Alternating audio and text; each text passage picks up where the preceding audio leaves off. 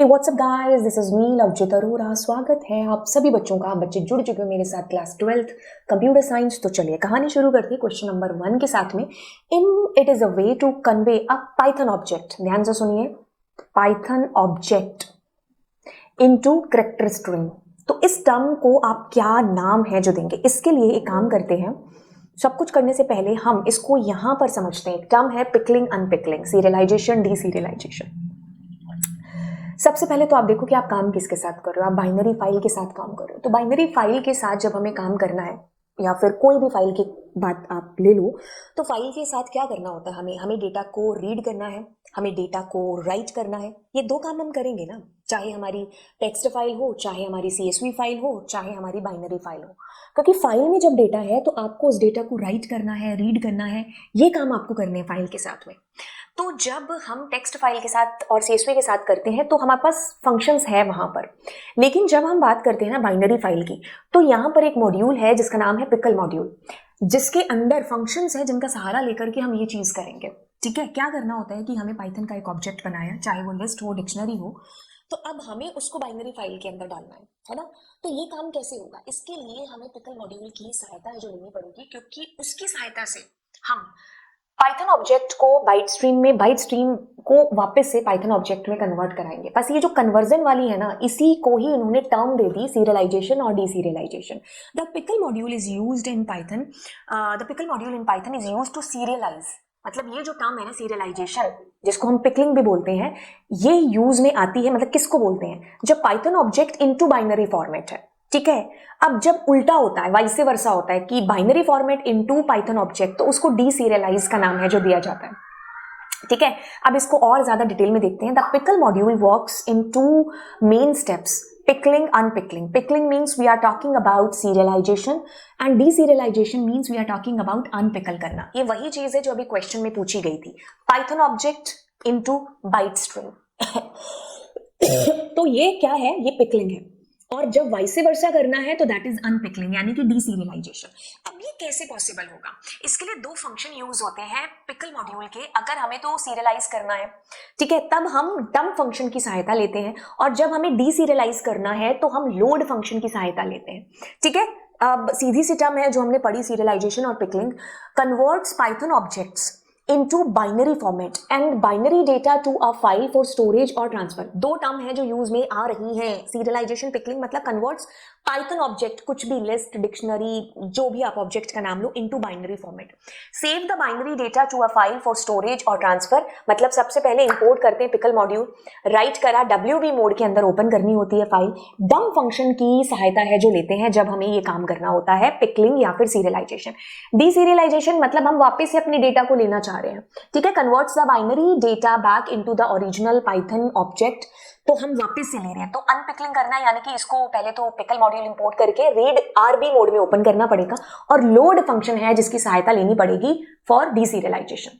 अब ये मैंने पाइथन की इस वेबसाइट से निकाला है। ठीक है, तो आप ये सोर्स यूज है जो कर सकते हैं। मैं आपको वहां से जो मैंने डेटा उठाया है उसको मैं आपको एक बार सिंप्लीफाई करके बता दूं कि सीरियलाइजेशन को ही फ्लैटनिंग या मार्शलिंग का नाम भी है जो दिया जाता है। अगर आपके सामने कोई मार्शलिंग या फ्लैटनिंग का नाम ले तो that means they are talking about pickling के बारे में बात कर रहे हैं।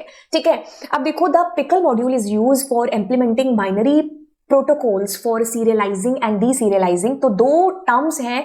इट इज द प्रोसेस, कौन सी? Pickling, where a Python object hierarchy is convert into a byte stream, and unpickling उसी का reverse. Right, so this is all about it. अब आई थिंक आप मुझे एक बेस्ट आंसर है जो कर पाएंगे कि इसका आंसर क्या हमारे पास होने वाला है। तो हमने इसको नाम दिया पिकलिंग। क्या? Python object into byte stream. वापस से होता तो अनपिकल कर रहे होते, डीसीरियलाइज कर रहे होते। What is a variable defined inside a function? देखिए, एक फंक्शन की बॉडी के अंदर अगर आपने किसी भी वेरिएबल को डिक्लेयर किया है तो that is a local variable, क्योंकि उसको उस फंक्शन के बाहर कोई नहीं जानता। मेरी गली के शाहरुख को कोई नहीं जानता, तुम जानते हो? नहीं जानता, मेरी गली वाले जानते हैं, बस वो लोकल है हमारा। ठीक है, मेरे घर में कोई चुन्नू है तो मेरे घर वाले जानते हैं, बाहर वाले दो चार जानते होंगे, बाकी कोई नहीं जानता है ना। ठीक है, तो मतलब हम फंक्शन की बॉडी के अंदर, मतलब उसका बर्थ होता है लोकल का, वेरिएबल का, वहीं पर उस फंक्शन से बाहर जाते डेड हो जाता है। ठीक है, that they are called local. तो लिमिटेड स्कोप है इनका। ठीक है, ओके।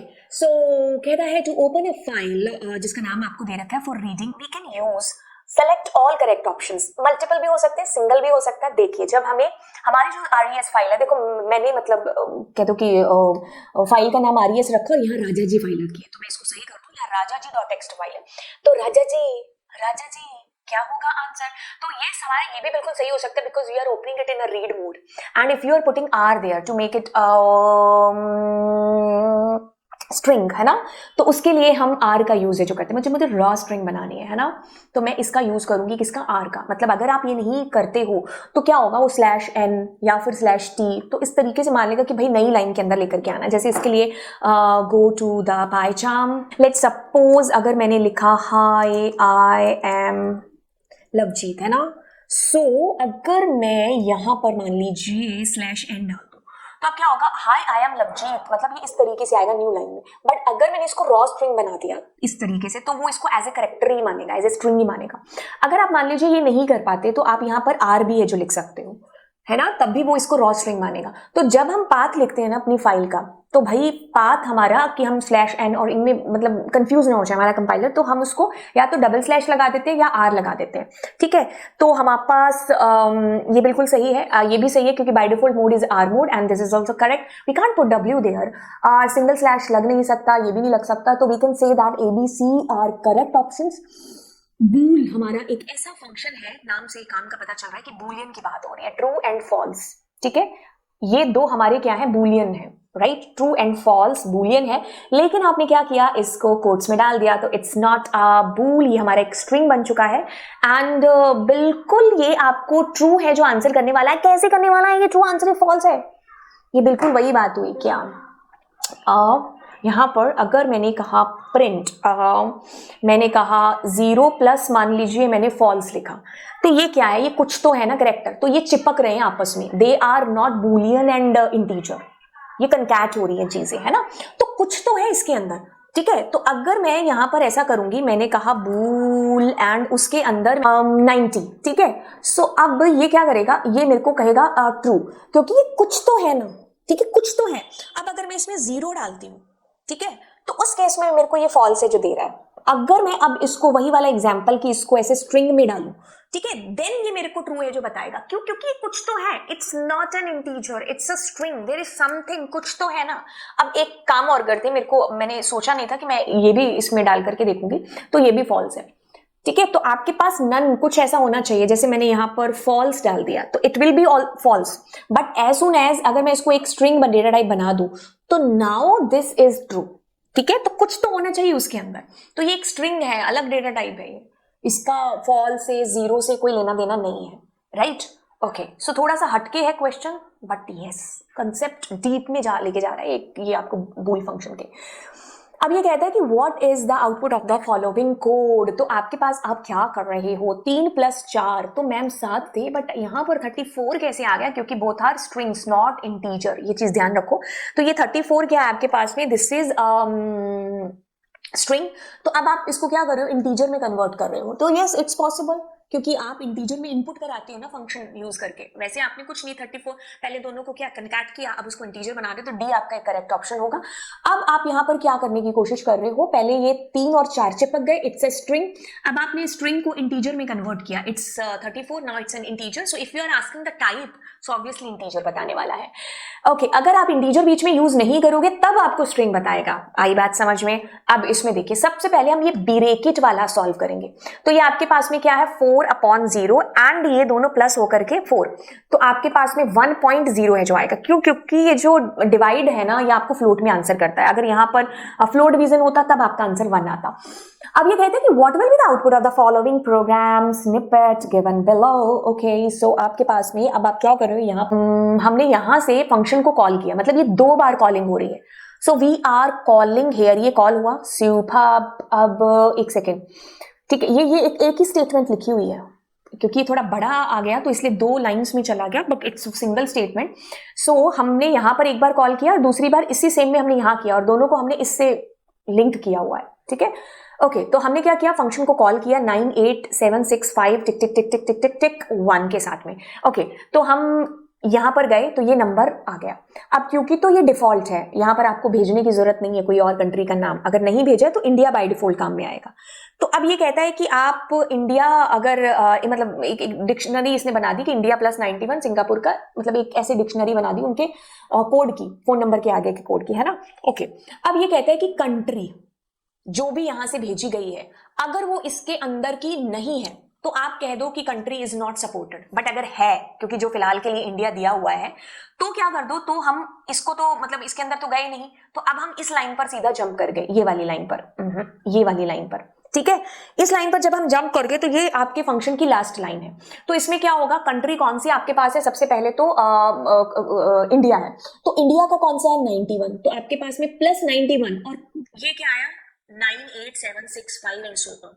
तो हम एक बार के लिए इसको आंसर करेंगे, मैंने इसको शायद इसको कर भी दिया था आंसर, है ना। हाँ, तो आपके पास ये आया। आई बात समझ में? नहीं आई तो कोई बात नहीं, आधी बात अब समझ में आ जाएगी इसके बाद में, क्योंकि हम दूसरी बार वाला भी एग्जीक्यूट करेंगे। अब देखो साथ में ये तो आएगा ही आएगा आएगा। अब हमारा ये वाला कॉल हुआ, अब देखो इसके अंदर क्या होगा, ये जो 203 वाला कोड है ना, ये इसमें ट्रांसफर हुआ। इस बार हम यूनाइटेड स्टेट भेज रहे हैं, हम डिफॉल्ट से काम नहीं कर रहे हैं इस बार हम डिफॉल्ट से काम नहीं कर रहे हैं। We are sending here United state and the phone number. अब हमने कहा कि अगर वो नहीं है तो ये प्रिंट हो, बट हमारे पास यूनाइटेड स्टेट्स तो है, तो अब हम आए यहां पर, तो यूनाइटेड स्टेट्स के अंदर क्या है +1 और उसका phone number which is this, right. So like this हमारा काम नहीं हुआ ये, ठीक है। तो देखो फंक्शन कॉल कैसे हो रहा है, ये एक सिंगल एक लाइन है, ठीक है। 2 बार फंक्शन कॉल हुआ है, एक बार तो बाय डिफॉल्ट इंडिया कंट्री चली और दूसरी बार हमने डिफॉल्ट में भी यूएस भेजा है, ठीक है। That's why your answer is B here. So कहता है what will be the output of the program snippet given below. आपने अब रही गई कसर यहां पर कंप्लीट हो जाएगी। ये क्या है, दिस इज फंक्शन कॉल, ये भी 2 बार कॉल हो रहा है, कॉल नंबर 1। तो आपने इस बार क्या किया, फोन नंबर अकेला भेजा है, फोन नंबर भेजा and country is India, superb. अब कहता है कि अगर कंट्री नहीं है, नहीं कंट्री तो है, तो आपके पास में कंट्री कौन सी है, +91 और पूरा इंडिया का ये फोन नंबर आ जाएगा 001, ठीक है। अब अगली बार आप क्या कर रहे हो, अगली बार आप इससे कॉल कर रहे हो, मतलब दूसरी वैल्यूज भेज करके, ठीक है। तो वैसे तो हमारा सेम ही चल रहा है, तो फिर हमारे पास में कंट्री तो है इसके अंदर और आ जाएगा क्या, ये 203/60 ये यूनाइटेड स्टेट। बट इसमें एक चीज अलग है जो हमने भी अभी देखी है, दैट इज व्हाट सेपरेटर लगा रखा है। तो मतलब इसमें क्या होने वाला है, आपके पास में यहां पर एंड का यूज है जो बेसिकली होगा, ठीक है। तो एंड आपके पास में लगेगा, बट अगर हम देखें तो +9 इसमें तो हमारे पास आउटपुट आ ही नहीं रहा है, कोई भी इंडिया ऐसे नहीं आ सकता, ठीक है। एक बार इसको एग्जीक्यूट करके देखते हैं, बिकॉज ये मैंने गलत लिखा हुआ है, ठीक है। सो यस, ये हमारा output is this is the output. So let me correct it, इसको करेक्ट करने दीजिए, ठीक है। So this is our output. अगर हम इसकी बात करेंगे तो ये हमारा आउटपुट है इसके अंदर, ठीक है, ओके। तो हमने इसका आउटपुट लगा दिया यहां पर, is this and delete it and come to the next question. कहता है आपके पास में एक ये क्या है, ग्लोबल, ठीक है। This is global. अब क्या हो रहा है, आप फंक्शन कॉल कर रहे हो यहां से एंड आपने 50 भेजा, दिस इज लोकल। वापस आओगे आप यहां पर, उसको क्या मतलब, फंक्शन की बॉडी के अंदर लोकल में क्या वैल्यूज थी, क्योंकि यहां पर जो ग्लोबल है वो फंक्शन में कहीं पर भी, फंक्शन के अंदर बाहर प्रोग्राम में कहीं पर भी यूज हो सकता है। तो दिस इज 50 ना कि 2, ठीक है। अब हमने क्या किया, यहां से कॉल करके गए, ठीक है। हमने ये क्या है, this is local, this is global. अब आप 2 को रिटर्न कर रहे हो, 2 रिटर्न हुआ किसको, जिसने कॉल किया, ठीक है। तो इसने कैच पकड़ा दिया, एक्स के अंदर क्या चला गया, 2, तो मतलब ग्लोबल अब आपका क्या है, 2 है। तो अब आपने यहां पर क्या करा, x में 2 था बट आपने अब उसको भी हटा के 90 कर दिया। अब आप प्रिंट करोगे तो लेटेस्ट वैल्यू प्रिंट होगी ना, which is 90, right. Now question जो है वो भी हमारे पास सेम ही तरीके से है, क्या किया है हमने, फंक्शन को कॉल किया है, सो कॉल होके हम यहां पर पहुंचे, दिस इज हमने 2 यहां पर भेज दिया। बट यहां पर एक गलती हो चुकी है हमसे कि हमने यहां पर क्या किया, लोकल डिक्लेयर कर लिया है ना, लेकिन उसको हम बाद में ग्लोबल बना रहे हैं, तो ऐसा नहीं हो सकता, ठीक है। आपको ये x यहां से हटाना पड़ेगा, राइट। मतलब आप खुद डिसाइड कर लो कि आप, मतलब आपने पहले अगर उसको लोकल डिक्लेयर कर लिया ना, मतलब तुम्हारे घर में ऑलरेडी शाहरुख है तो वो वाला शाहरुख फ्रेंड हो जाएगा, कहेगा मैं नहीं आऊंगा, है ना। मतलब तुम्हारे घर पे एक ऑलरेडी शाहरुख है तो एक ऑलरेडी लोकल है, तो आप बाद में ग्लोबल सेम नाम का नहीं बना सकते, ठीक है। सेम नाम का बना नहीं सकते का मतलब है कि आप ग्लोबल कीवर्ड का यूज करके ग्लोबल में कोई चेंज नहीं कर सकते, मतलब ये कंफ्यूजन क्रिएट नहीं कर सकते आप अंदर फंक्शन की बॉडी के, जबकि उसके पास ऑलरेडी एक्स है, ठीक है। अगर मान लीजिए तुमने यहाँ x नहीं डिक्लेयर किया होता तो बाद में जब भी x की बात होती तो ग्लोबल x की ही बात होती, या तो ग्लोबल होगा या फिर लोकल होगा। ठीक है, ठीक है, बस इसलिए आपके पास एरर आएगी यहाँ पर। ओके, सो आगे चलते हैं एंड आगे वाला क्वेश्चन सेज सेम है, इसमें भी आपने फंक्शन कॉल किया सुपर्ब एंड फिर आप क्या कर रहे हो, ग्लोबल x, तुम्हारे तार इसके साथ जुड़ गए। अब तुमने इसको 50 नहीं, तुमने 2 कर दिया, मतलब this is your global now, है ना, ग्लोबल की वैल्यू इज 2। अब कुछ नहीं, वापस से कैच हुआ और इसमें 90 गया, तो आपके पास 90 गया। मैं बार बार सेम टाइप का क्वेश्चन ले रही हूँ क्या। Okay, so next question says आपने क्या किया, फंक्शन 1 को कॉल किया and you are sending 5 there.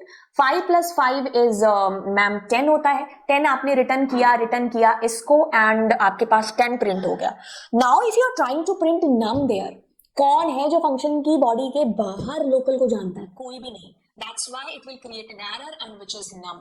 मैंने तुम्हें कहा चंदू, तुम कहोगे कौन है चंदू मैम, किसका नाम ले रही है, जब तक तुम्हें पता ही नहीं। अगर मैंने कहा शाहरुख तो एवरीबडी नोज अबाउट कि मैं किसकी बात कर रही हूँ, है ना। तो मतलब अब यहाँ पर जब इसने कहा नम, तो कौन है नम, नम को तो इस 2 लाइनों के बाहर कोई जानता ही नहीं है। ठीक है, तो इसलिए हमारे पास नेम एरर आएगी। तो अगला क्वेश्चन है आपके पास में, ध्यान से सुनिए, यहाँ पर कीवर्ड है जिसका मतलब आपको समझ में आएगा। अब देखो रिस्पेक्टिवली 25 इसमें गया, 25 इसमें गया, रमेश एज में गया, तो मतलब इस क्वेश्चन के अकॉर्डिंग नेम के अंदर 25 है। क्यों, क्योंकि रिस्पेक्टिवली उसी के पास जाएगी।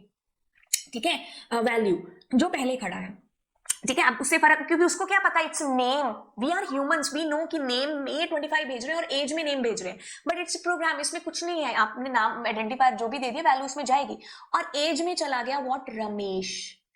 तो अब एज में क्या प्रिंट होगा आपके पास, रमेश, और नेम में क्या प्रिंट होगा, 25, राइट। अब how many arguments a function can receive, any number of 0 और मे बी मैनी। ठीक है, तो आपके पास कितने भी हो सकते हैं, ये नहीं भी हो सकते हैं। अब क्या होगा, रिस्पेक्टिवली वैल्यूज चली गई, मतलब ए के अंदर 10, बी के अंदर 20, सी के अंदर 30। अब आप क्या कर रहे हो, a + 1 यानी कि मैम 11, b + 2 यानी कि मैम 22, c + 3 यानी कि मैम 33। तो अब वैल्यूज ट्यूपल के अंदर आपको रिसीव हो रही हैं, क्योंकि इट्स अ ट्यूपल ना। अगर हम इसमें गोला गोला ये राउंड ब्रैकेट नहीं भी डालते हैं तो भी इट्स अ ट्यूपल। ओके, तो ये वैल्यूज किसने रिसीव की, अब इस टी के अंदर वो वैल्यूज आएंगी, मतलब फंक्शन के अंदर गई और अब टी के अंदर डालोगे तो टी को प्रिंट करोगे, तो क्या प्रिंट होगा, जो रिसीव हुआ है। Identify the correct output for the following code. Okay, तो फॉलोइंग कोड के लिए आउटपुट क्या होगा, आपने क्या कहा, आपने कहा 50 इसमें गया, तो ए में 50 सुपर, बी में ऑलरेडी डिफॉल्ट है तो कोई दिक्कत नहीं है, फिर भी 20 आएगा उसके अंदर। ठीक है, क्योंकि आप भेज रहे हो, तो टोटल में क्या होगा, 70। वाई, बिकॉज दोनों ऐड हो गए, तो 70 is going to be print there. And now the next question you have, this is you are sending a list this time, so you are sending a list. So हम कह रहे हैं कि x में आ जाए सबसे पहले राजेश, तो राजेश को अपर में कन्वर्ट कर दिया, सो मीन्स हमने राजेश अपर कर दिया और हैश लग गया। दूसरी बार कुमार आया, कुमार हैश, तो यानी कि हम बात कर रहे हैं बी की यहाँ पर। तो अगर आपको एक सिंपल सा प्रोग्राम मैं अगर दूं कि मैंने कहा 4i इन x और मैंने कहा x के अंदर 1, 2, 3, और if I am printing i और and is equals to hash, तो इसके अंदर क्या आएगा, सबसे पहले 1, फिर हैश, फिर 2, फिर हैश, फिर 3, फिर हैश। वही चीज यहां पर हुई है फंक्शन के अंदर। Identify the correct output of the following code. Okay, so हमने क्या किया, num1 में दिया 10, num2 में दिया 20, सुपर्ब। हाँ जी, अब देखो x आपके पास में कहां से शुरू होगा, 10 से, ये कहां से शुरू होगा, 20 से। ठीक है, सबसे पहले x के अंदर आया 10, तो आपने देखा कि क्या वो 4 से डिविजिबल है, नहीं। फिर आपके पास आया 11, फिर 12, तो मतलब हम 10 से लेकर के 10 to 19 तक हम वो देख रहे हैं जो 4 के टेबल में आते हैं, मतलब 4 से डिविजिबल है। तो जो जो डिविजिबल है between 10 to 19 they will display. ठीक है, तो वो डिस्प्ले होंगे horizontal because of this and. तो आपके पास में 14, 15, 16, तो आपके पास 12 और 16 आएगा, क्योंकि ये 12 और 16 बिकॉज यही उसके टेबल में आते हैं ना। So that's it for now. Yes, दोस्तों के साथ में क्लास है जिसको आप जरूर शेयर करिएगा, जितना हो सकता है आप उतना शेयर करिए क्लास को। एंड चलिए तो फिर मिलते हैं आपको अगली क्लास में। कैसी लग रही है आपको ये सीरीज, और कल हमारी परसों यानी कि 11 तारीख से हम लोग लाइव क्लासेस है जिनको शुरू कर रहे हैं। यस दोस्तों के साथ में जितना हो सकता है आप इस सीरीज को शेयर करिए, चैनल को भी शेयर करिए, क्योंकि आपका एक शेयर है ना, मतलब कह लो एक शेयर की कीमत तुम क्या जानो, पता नहीं क्या होती है हमारे लिए ना, मतलब सब कुछ होता है। तो चलिए फिर मिलते हैं आपको अगली क्लास में। Bye bye.